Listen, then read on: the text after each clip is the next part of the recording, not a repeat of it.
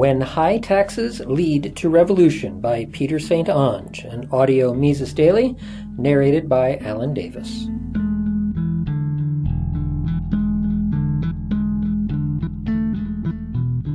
History is full of tax revolts. It's a fairly popular pastime, if historians are to be believed, but when do they come?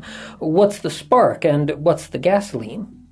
In Sun Tzu's Art of War, he argues that long military campaigns are unwise because they exhaust the people, and he says that long campaigns exhaust 7/10 of the wealth of the elite. This is one of those oddly specific claims that sometimes strike Westerners as hilarious, but Sun Tzu was a historian and lived in an era with plenty of case studies of war's destruction, so it's worth exploring his rule of thumb here. One of the problems we immediately face is a lack of good statistics for most historical periods. Even in the 20th century, statistics can be incomplete, biased, or poorly collected.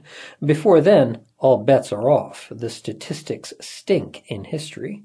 So we have two choices. Either we completely ignore the past and reinvent every wheel, or else we estimate the past using these kind of subjective commentaries like Sun Tzu's.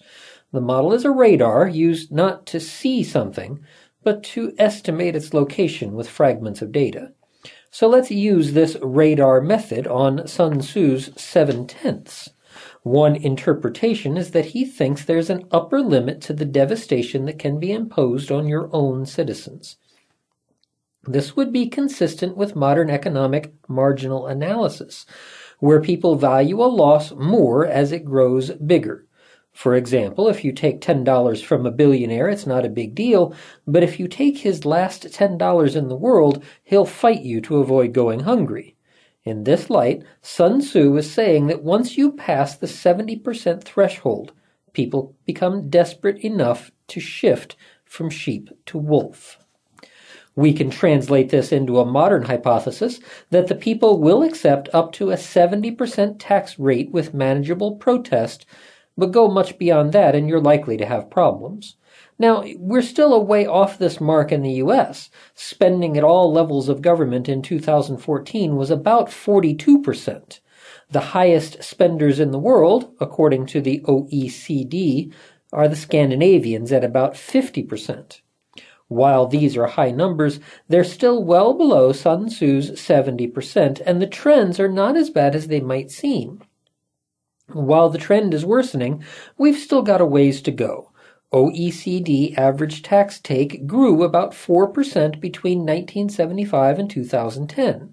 At that rate, the U.S. wouldn't get to 70% for another 250 years. Fortunately, we'd have a canary in the coal mine, as the Scandinavians would hit this threshold about 100 years earlier.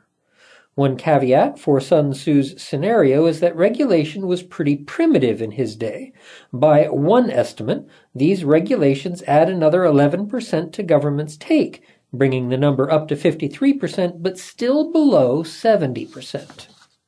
A second big caveat is that this is all assuming that past trends continue. History doesn't have perfect case studies, so we don't know what happens when an internet and computer-wielding state gets the upper hand, so we could get to 70% much faster. On the other hand, the state has become much more clever at hiding its taxes.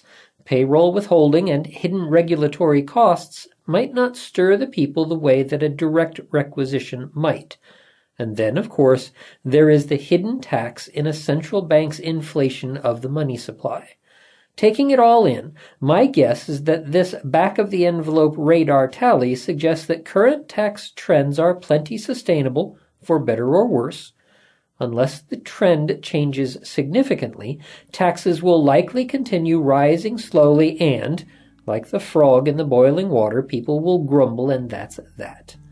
There may be other catalysts, of course. The culture wars or incessant stoking of ethnic and racial animosity could come to a head, but on current trends, taxes won't be the spark.